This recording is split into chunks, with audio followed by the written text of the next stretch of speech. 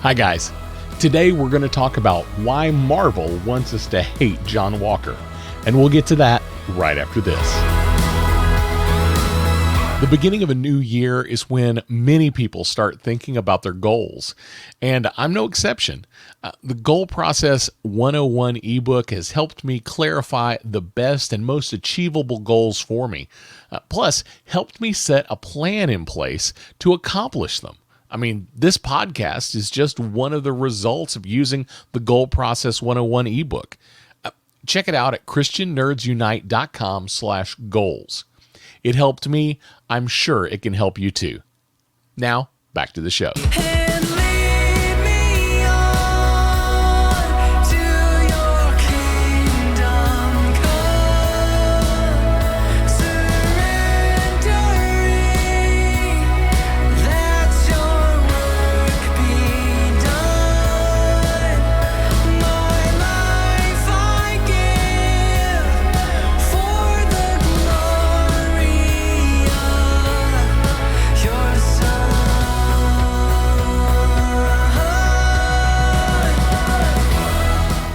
I think today's show is going to be a little bit shorter than usual. It's actually pretty late on a Monday night, and tomorrow my wife has some significant tests that we have to do. We're hoping to get a heart transplant in the near future for her, and we're going to be doing a whole bunch of labs and a CT tomorrow. So we're hopeful that we can get some good paperwork together so we can send to a couple of different places that will be considering her for a transplant. But I do want to do a show for you guys. I didn't want to leave you hanging. Let's start with a couple of scriptures. Now, first, 2 Corinthians 12:9. But he said to me, "My grace is sufficient for you. My power is made perfect in weakness. Therefore, I will boast all the more gladly about my weaknesses, so that Christ's power may rest on me." And Ephesians 4:31 and 32. Get rid of all bitterness, rage, and anger, brawling and slander, along with every form of malice. Be kind and compassionate to one another, forgiving each other, just as Christ forgave you. Now, I just want to take just a few minutes. I want to talk about something that I've seen in a lot of the Facebook groups I've been in lately, and a lot of people are talking about it on YouTube, and that is that everyone hates John Walker. And if you're not up to date with what I'm talking about, we are talking about Falcon and the Winter Soldier, the show on Disney Plus from Marvel. And I just want to talk a little bit about this character and why Marvel wants us to hate John Walker. So, quick backstory, make sure you're up to date. There may be some mild spoilers for some of the episodes that have already been released of Falcon and Winter Soldier. There may be some mild spoilers for what I think will happen with John Walker. But I'm not going to go all whole hog on the Falcon and Winter Soldier show. I'm only going to focus on John Walker. So in the comics, John Walker does take the place of Captain America for some time. He is a lot more abrupt. He is a lot more rude, and he definitely is a different character. Now, also in the comic books later on, after he sets down the mantle of Captain America, he does become his own superhero of sorts, and he does become a character named U.S. Agent. And John Walker all along works for the government. He is not an independent agent. Captain America, along with the original Captain America, starts out as a super soldier for the government.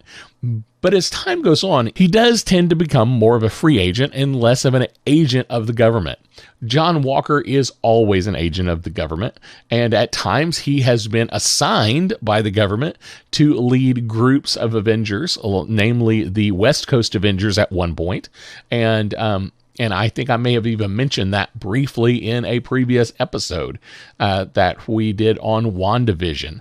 So go check out those episodes if you want to hear that little bit of information. But John Walker is a different kind of character. And in the comics, he, like I said, he is abrupt. He is kind of rude. He is a bit of a jerk. But he is a good soldier, and he does his job as he is told to do his job, even if doing his job isn't necessarily the thing that is best overall or the nicest thing to do. And that's what you have to understand about John Walker. Now, in the comic books, he also has some other distractions. He has lost family members, and he has some deep depression because of this, and that's part of his backstory that he doesn't let anyone else into.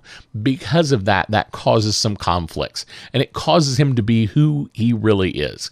I tell a lot of people, John Walker is Captain America as if Captain America was every drill sergeant you've ever seen in a movie. That's who John Walker is. Now, bring us up to today, Falcon and the Winter Soldier. And who is John Walker? John Walker is, once again, the chosen replacement for Captain America. He is not a super soldier, so he doesn't have Captain America's strength. He is trained to use the shield very well. He is a very proficient soldier and very decorated, so he is looked up to. And as far as the military goes, he is a great choice for the replacement of Captain America. Now, he is definitely no Steve Rogers, and even in the show, he all but says, "I'm no Steve Rogers." Now, he does claim to have some feelings that he knows Steve, like he knew him in spirit, but definitely he did not know him in person. So that's kind of disingenuous. So we've got some weird things going on there. We also have some other things that happen along the way with John Walker, and he discusses things with his partner, Hoskins, who in the comics is called Battlestar, and in the show he does get the code name Battlestar, but in the comics they both become super soldiers eventually, and it doesn't look like that is happening in the Falcon and the Winter Soldier. I won't go into too much more of that. You can check out the show for that part. But as far as John Walker's attitude, he is by the book, by the numbers, kind of. He is by the book, meaning someone sent him on a mission and he is going to complete it no matter what it takes. Even if that is, trailing in the footsteps of the Falcon and the Winter Soldier to figure out what's going on. So we definitely know he is no Steve Rogers. He even knows he's no Steve Rogers, but he still wants to live up to that expectation. Now, his vision is different. When we say live up to that expectation, we as comic book fans of Captain America probably think living up to that expectation of the truth and justice and the rightness and making the best decisions, because Steve Rogers has gone against the law multiple times because he's doing what he believes is right. Now, John Walker, we have a different take. John Walker will go with the government and do what the government has told him to do, even if what the government is asking him to do may not necessarily be the right thing. He talks about, in one episode, the medals that he was awarded. And he says, you know what? The things we did there, they weren't necessarily good, even though he was awarded medals for them. And I think that's a great place for him to start from. But we definitely see him turn dark in the show.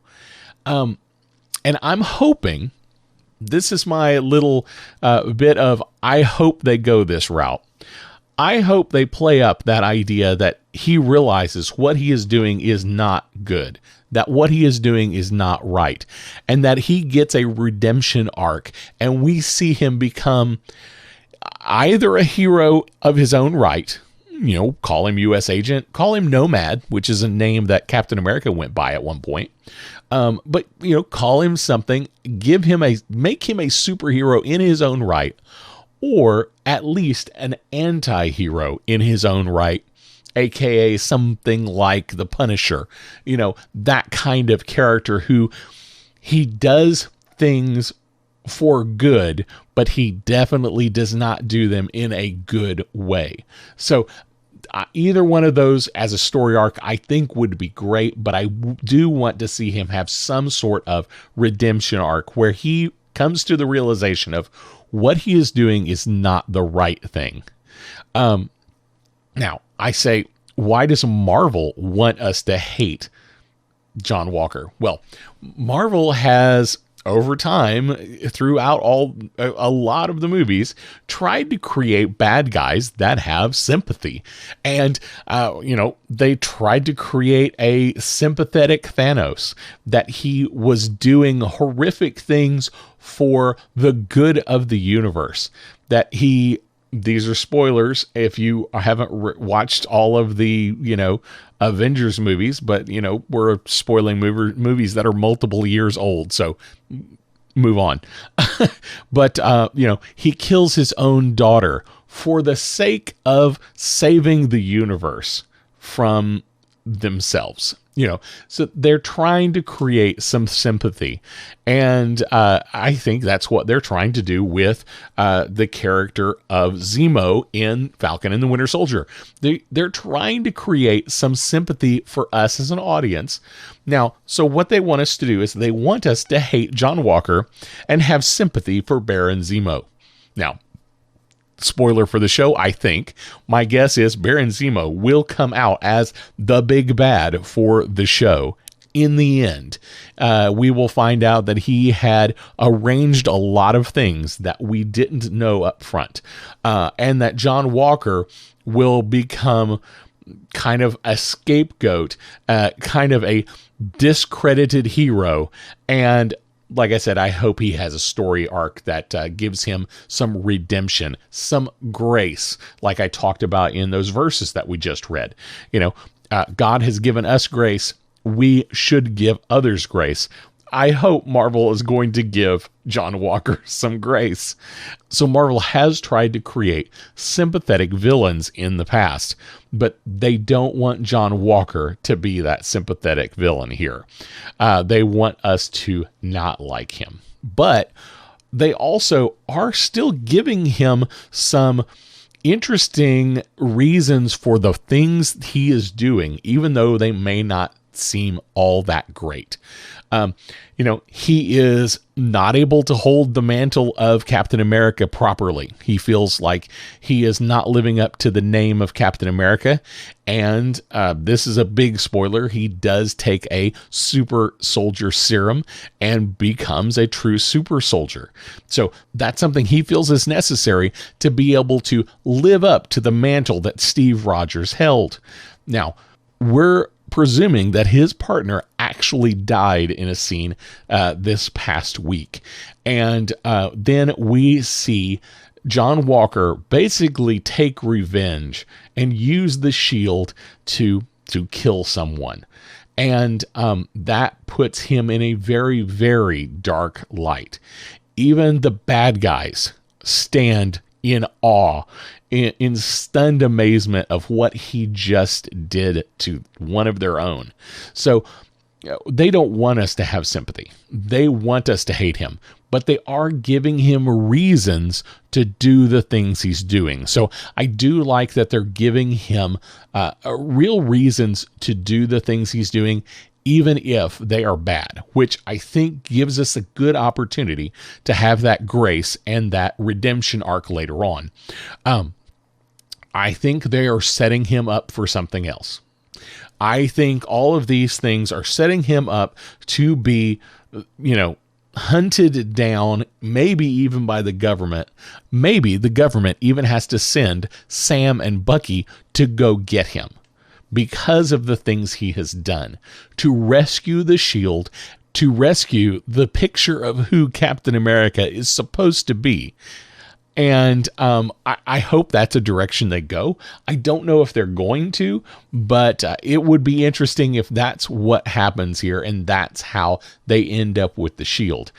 It's also very possible they set him up to have a moment of clarity where he simply sets the shield down, knowing he no longer deserves it. And I think either one of those will be a great storyline. We only have 2 more episodes, so I'm not sure how much they're going to get of that story, but I hope they're going to go there. Now, once again, I go back to the why does Marvel want us to hate John Walker? Well, Marvel in the cinematic universe has really set up Steve Rogers as kind of the Boy Scout of the Avengers. There's a whole string of running gags about language and about not cussing. And there's a line that kind of presumes that Steve Rogers is a Christian, where he sees Thor jump out of an airplane and the lady says, "Are you going after them? I wouldn't do that. They're pretty much gods." And he says something to the fact of, "I don't think God dresses like that." And he promptly jumps out of the airplane. So, so they've built this character, this person that, he has a code of ethics. He tries not to kill people. He has this Boy Scout code. Now, if we go back to the comic books, that hasn't always been the case. And in fact, early on, he killed multiple people, either directly or through actions he caused. In fact, right at the beginning, when Steve Rogers becomes the super soldier, a person runs in and shoots the scientist that created the serum, meaning there will be no more super soldiers. And he then promptly takes that person and throws them across the room, beats them up, and throws them into some cables, and the person dies because of the electrical power running through these cables. So, did Captain America kill them, or did he caused their death? So that's something to deal with. Now, you say, okay, so that's not exactly the same. So fast forward, Captain America 254, there is a character called Baron Blood, basically a vampire in Europe. And he is told by Union Jack that really the only way to defeat Baron Blood is going to be to kill him, because if we don't kill him, he will simply keep coming back after my family. And Steve Rogers promptly decapitates Baron Blood using the shield. Now, that's pretty dark. So I just want you to be aware, Captain America in the comics has not always been the Boy Scout that we picture him as today, when we think about Steve Rogers from the MCU. So this is the direction that Marvel has chosen to go. They want us to have sympathy for the big bad guys. They want us to have major problems with the heroes, and they've done that all along. Multiple times they've put Iron Man in a bad light. They've put Thor in a bad light. They've done these different things to put the heroes in a bad light, and let them be heroic in the end. So my hope is that they are putting John Walker in such a bad light that in the end, he can be truly heroic. So I hope that you will give John Walker just a little bit of grace. And I hope you will keep watching this show and see what's going to happen. I'm super excited about it. I really have enjoyed everything that Marvel has been doing lately. And I think this is something that we need to consider ourselves. There are a lot of things in this world that we see that we think, I hate that. I hate that person. I hate the things that they've done. And it puts a bad taste in our mouth. We have to be able to extend grace. We have to be able to say, Sin was brought into the world, and these evil things have happened. But we don't have to let our lives be consumed by the evil of this world. And I hope that's something that you can accept as well and offer grace to those around you. So that's just where my brain has been the last few days, and I just wanted to share it with you. I know this was a shorter show than usual, but I think it was kind of fun talking about why Marvel wants us to hate John Walker, and I hope maybe you'll give him just a little grace and not hate on him quite as much as you did before you listened to this episode. Well, that's all I have for us today. Don't forget, you can find all of our social links and online store and links to the YouTube channel as well at ChristianNerdsUnite.com. While you're there, check on the support tab and check out our Patreon. Before we go, I do have a blessing for you. It's 2 Corinthians 8:7. But since you excel in everything, in faith, in speech, in knowledge, in complete earnestness, and in the love we have kindled in you, see that you also excel in this grace of giving. We'll see you next week.